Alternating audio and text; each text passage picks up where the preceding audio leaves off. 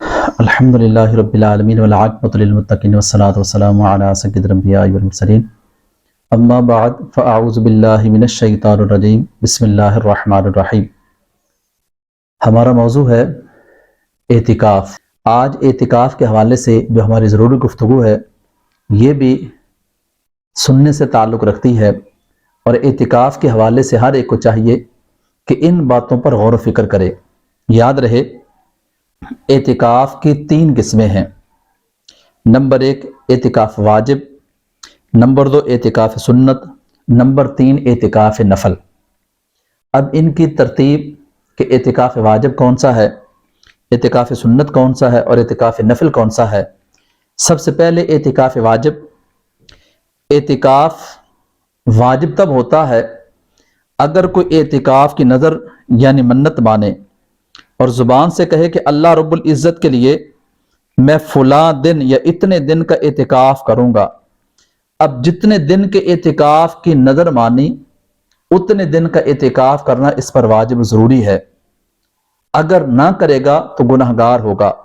یاد رہے نظر ماننے اور منت ماننے سے زبان سے الفاظ کہے، اب دل میں خیال ہے تو یہ درست نہیں ہے، تو منت ماننے کے لیے اپنی زبان سے الفاظ کہے، اور جتنے دن کا اعتکاف کی یہ منت مانے گا اتنے دن کا اعتکاف کرنا اس پر واجب ہو جائے گا۔ اور اعتکاف کی منت ماننے سے جتنے دن کا اعتکاف یہ کرے گا اتنے دن روزہ بھی اس پر لازم و ضروری ہو جائے گا۔ اب اعتکاف سنت کیا ہے؟ اعتکاف کی دوسری قسم اعتکاف سنت ہے۔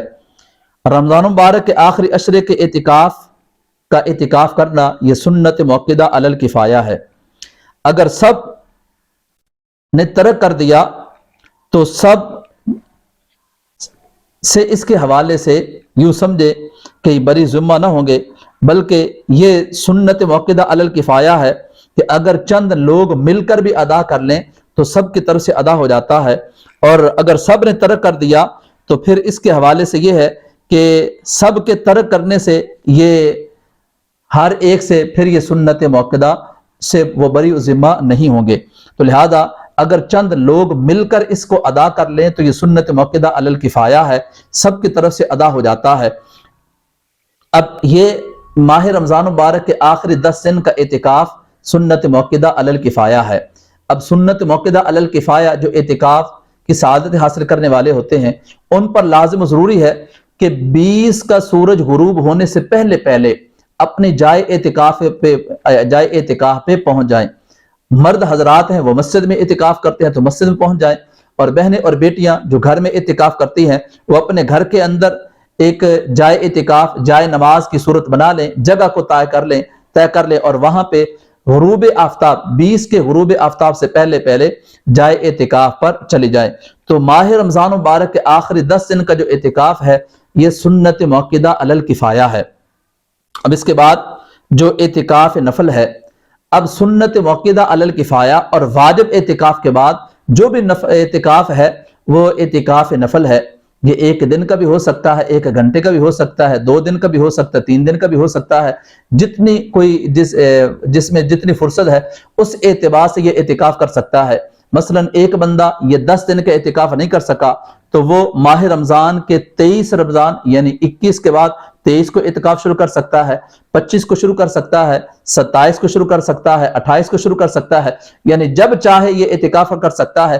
اس کی کوئی لیمٹ اور حد نہیں ہے، یہ مرضی پہ ڈیپینڈ کرتا ہے، چونکہ نفلی عبادت کے اندر بندے کو اختیار ہے، کرے تو اجر ہے اور نہ کرے تو گناہگار نہیں ہے۔ تو لہذا یہ جو اعتکاف کی قسمیں آپ کے سامنے بیان کی گئی، اعتکاف واجب، اعتکاف سنت موقدہ علی الکفایہ اور اعتکاف نفل، زہ نصیب اعتکاف سنت موقدہ علی الکفایہ جو ماہ رمضان مبارک کے آخری عشرے کا اعتکاف ہے یہ زندگی میں ضرور کرنا چاہیے۔